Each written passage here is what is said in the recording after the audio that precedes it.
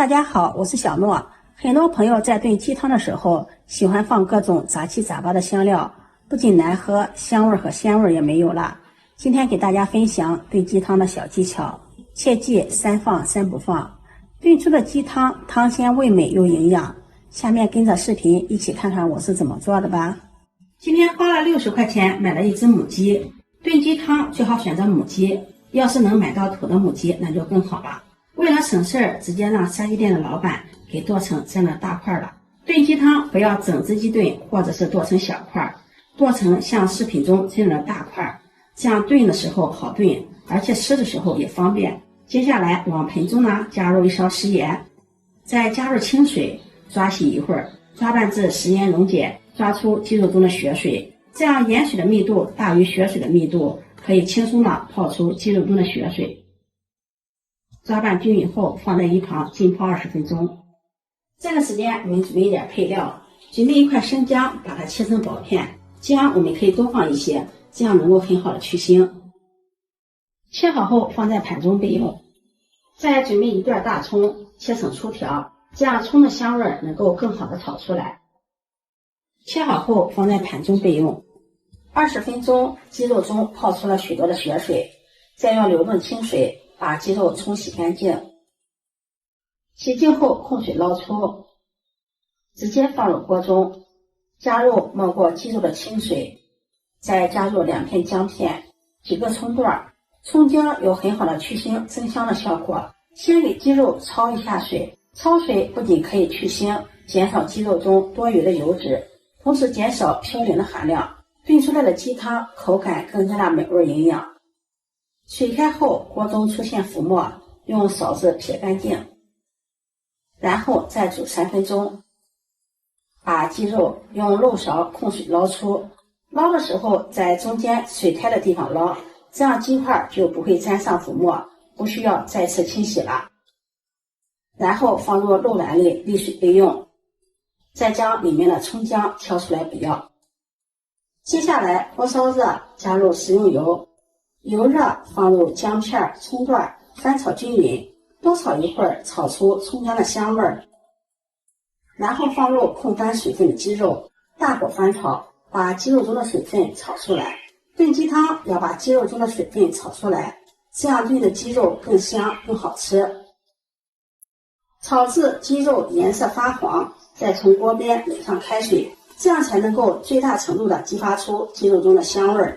開水的量要一次性加足，切記不要中途加水，中途加水就會影響雞肉的鮮香味兒。攪拌均勻，敞蓋大火先煮5分鐘。敞蓋煮5分鐘，可以把雞肉中殘留的腥味揮發出來，這樣湯汁更鮮了。5分鐘後蓋上蓋子，大火再煮15分鐘。大火煮湯汁容易變白，用廚師的行話說，旺火煮濃湯，小火煮清湯。15分鐘後打開蓋子，把裡面的蔥薑挑出來，蔥薑的香味已經完全的釋放出來了，沒有必要再放在裡面煮，煮的時間長了反而會影響雞湯的口感，會有一股死蔥的味道。蔥薑挑乾淨之後，把雞肉和湯汁一起倒入砂鍋中，用砂鍋燉煮雞湯，味道更加的醇厚好喝。要想燉出好喝的雞湯很簡單，除了蔥薑之外，還要記住3放3不放，這樣燉湯味道鮮美，營養高。1放蓮子，蓮子味道清香，能夠增加雞湯的鮮香口感。沒有蓮子的也可以放泡發的菌類，菌類非常適合煲雞湯，它含有天然的鮮香味兒，這樣燉出來雞湯的味道更加的營養美味。再放一些中藥材，這樣可以增加雞湯的營養。藥材就要放顏色淡的中藥材，像黨參、茯苓。我這裡準備的是1個參，中藥材宜少不宜多。第3就是放紅棗、枸杞。紅棗、枸杞富含維生素，而且口感微甜，所以燉湯加入些紅棗、枸杞可以增加營養和口感。但是紅棗、枸杞不宜早放，早放影響湯汁的顏色。有的朋友呢還喜歡放一點配料，像玉米、山藥都可以加，但是一定要煮白湯再加配料炖煮。這也是炖雞湯非常濃白的一個小技巧，提前加配料也很難煮白湯。第蓋上蓋子，小火慢燉1个小时。炖的时间也是根据鸡来決定的。如果買的是土雞，時間比較老的話，燉的時間還要長一些。所謂的3不放，一不放料酒。料酒雖然有很好的去腥效果，但是燉雞湯時放入料酒，會使雞湯失去原有的鮮味和香味，而且燉好的雞湯喝起來還有一股酸味，所以燉雞湯不能加料酒。2不放是不放八角，八角的氣味重，燉雞湯加入八角會掩蓋住雞湯原有的香味，燉出來的雞湯味道就會大打折扣，所以燉雞湯也不能放八角。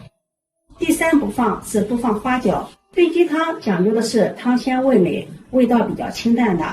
花椒的味道比較刺激，吃起來麻辣味濃郁。燉雞湯的時候加入花椒，喝起來就會有一股奇怪的味道，這樣燉的雞湯也不鮮了。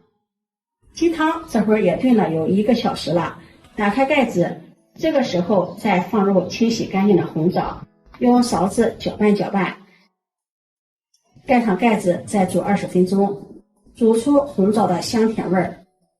20分鐘後，往裡面放入清洗乾淨的枸杞，再根據個人口味大小加入食鹽。不管燉什麼湯，鹽一定要最後放，如果放得太早，會讓雞肉中的蛋白質不容易溶解，香味釋放不出來，燉出的湯色發黑，濃度也不夠。關火，蓋上蓋子，再燜10分鐘。用砂鍋燉雞，鍋中的餘溫會持續的沸騰幾分鐘，把鹽融化，枸杞煮熟。枸杞不耐高溫，想要保留營養，一定不能久煮。時間到了，打開蓋子，哇，真的是太香了！雞湯的香味撲鼻而來，整個廚房都是濃郁的雞湯香味。這樣燉出來的雞湯鮮香味美，沒有一絲的腥味，湯的味道也很醇厚。雞肉肉質細膩，軟爛脫骨，甜滋入味，越吃越好吃。如果你喜歡，就收藏起來試試吧。喜歡我的視頻，記得點讚、關注、轉發，點我頭像可以看到更多美食視頻。我們下期視頻再見。